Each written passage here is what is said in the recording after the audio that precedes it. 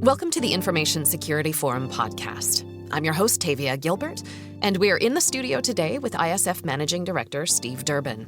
Today's conversation is the second of a four-part series exploring the most significant areas of threat.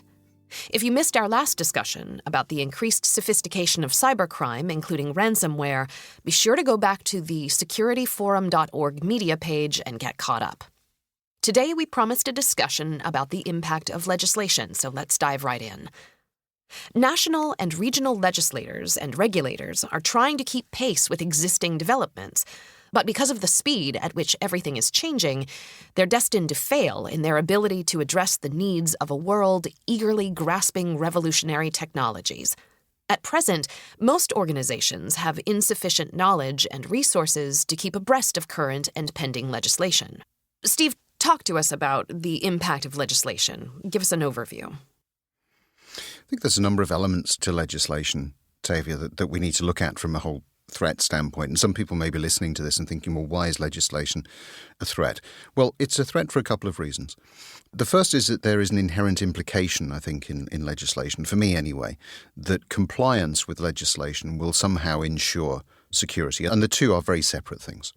So you can be compliant, but not necessarily secure. So I think that we need to be very careful about exactly what legislation is there to do. So that's the first point.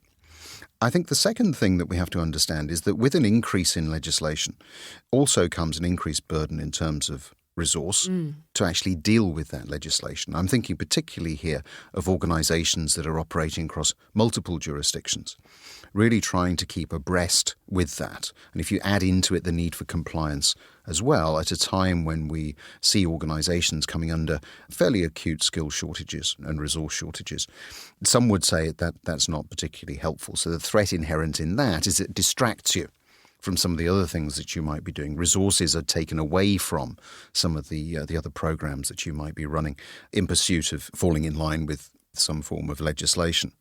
Now, that isn't to say that legislation is a bad thing. And so I'm very, I suppose, particular about this threat. And it is about the impact of legislation. It's about the impact on an organization. So in that, what we really need to understand is there isn't a way in which we're going to prevent legislation coming about. We can lobby. There have been certain pieces of legislation that have really required quite a broad amount of input. I'm thinking of things like the General Data Protection Regulation in the EU.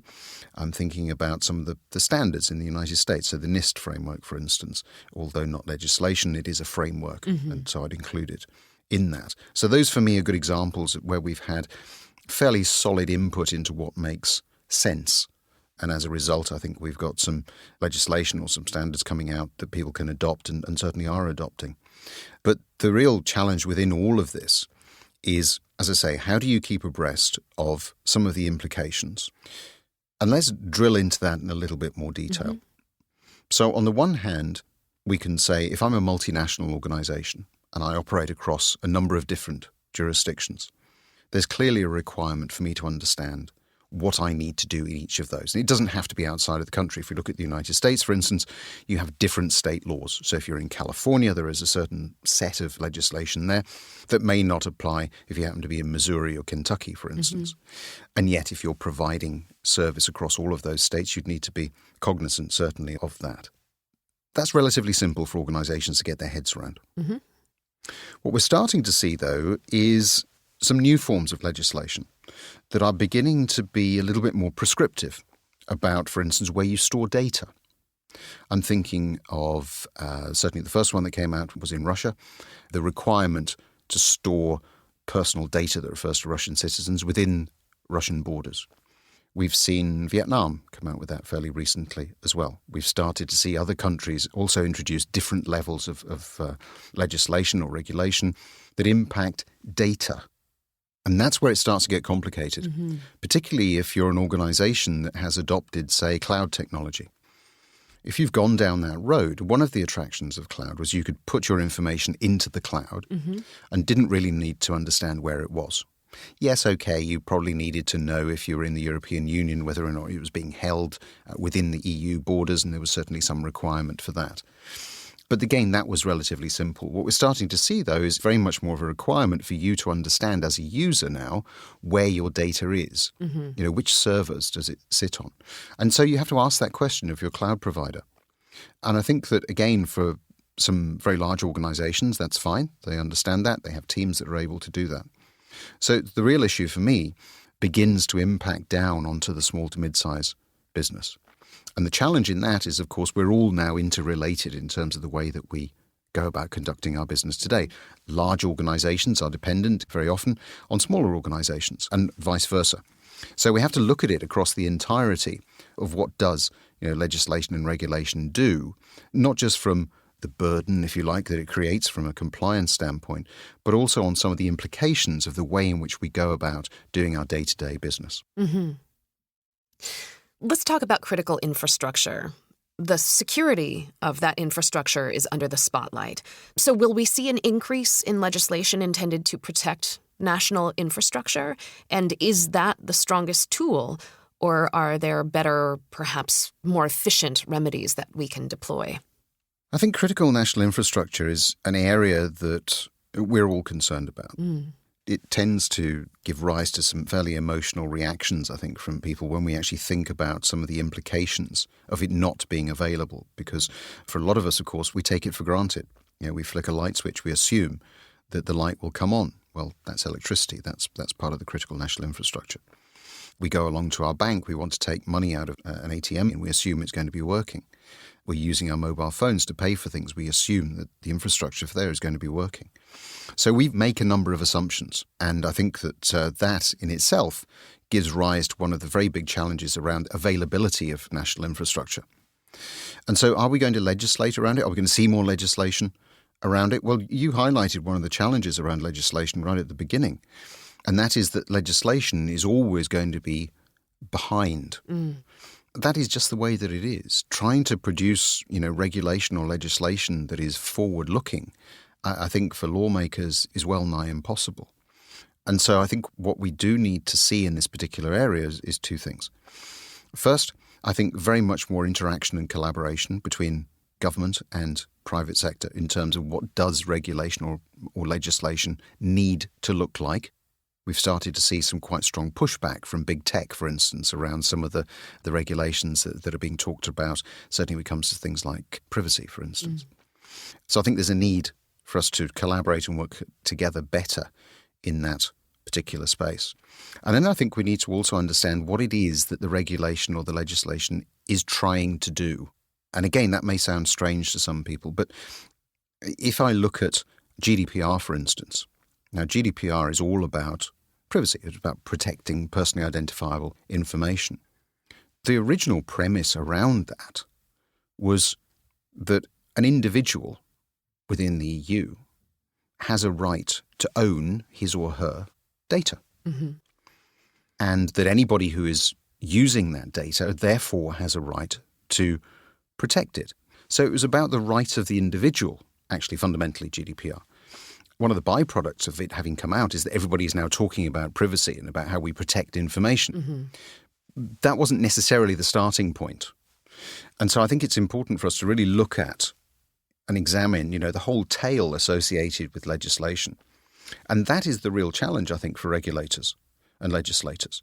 And that's why I think for a very long time we haven't seen them showing too much enthusiasm to regulate in this particular space.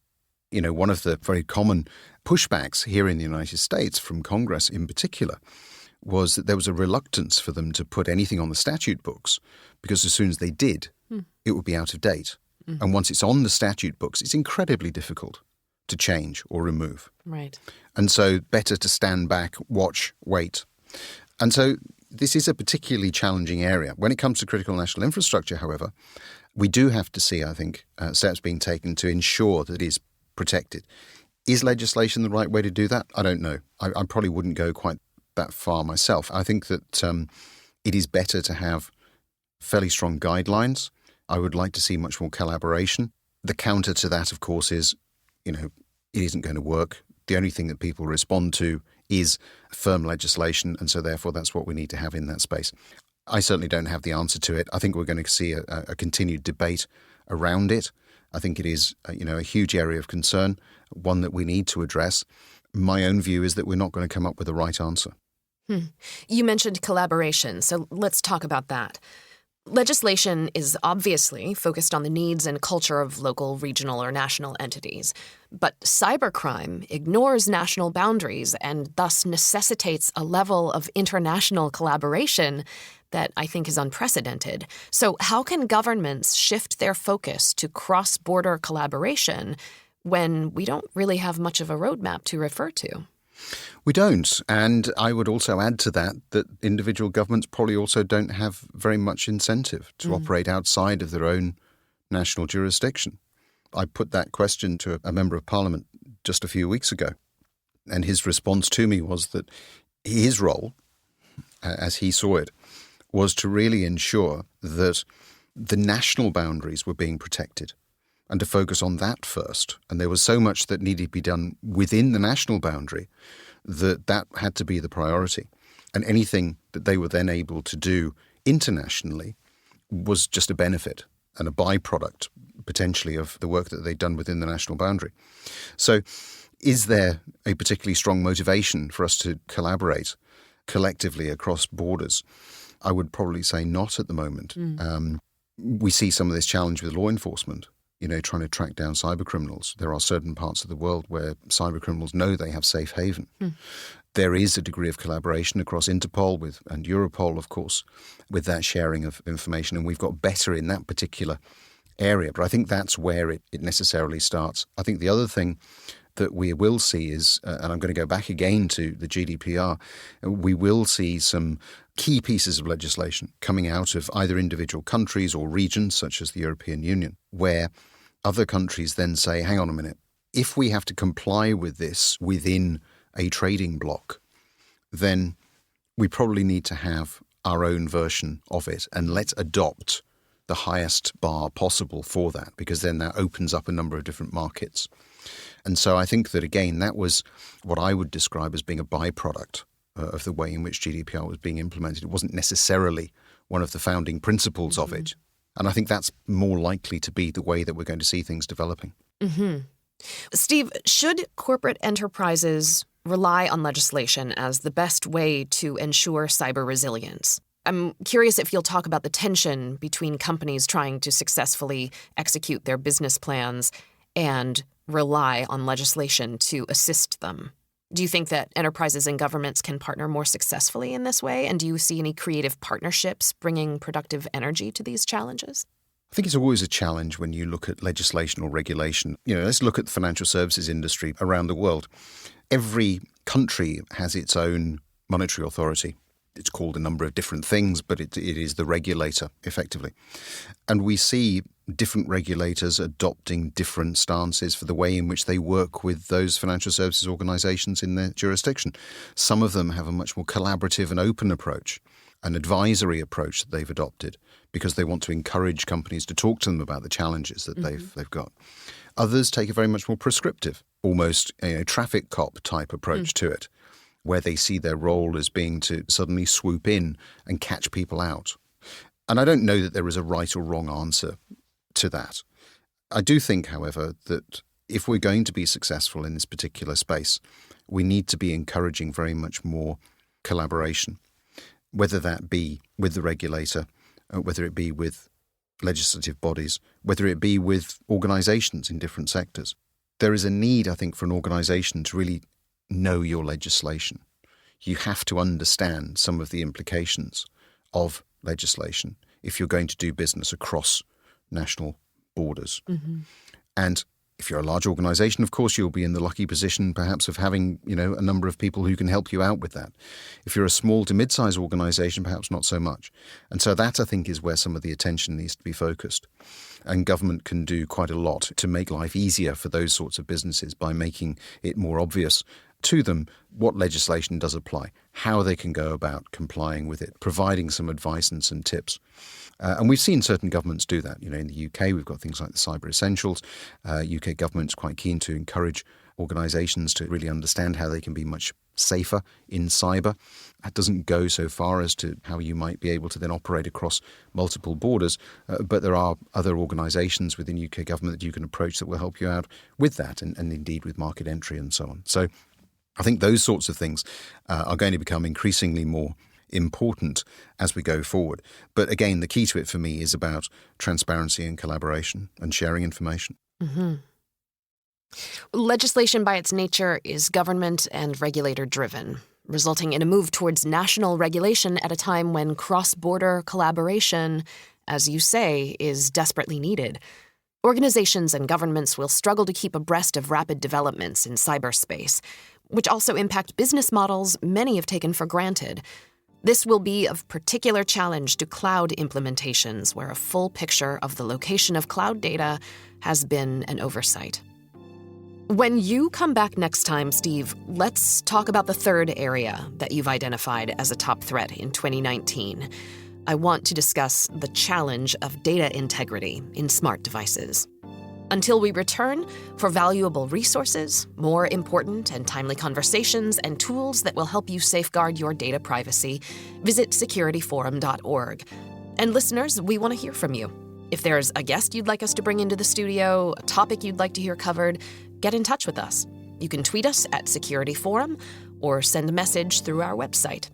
Thanks for listening, and we'll be back soon.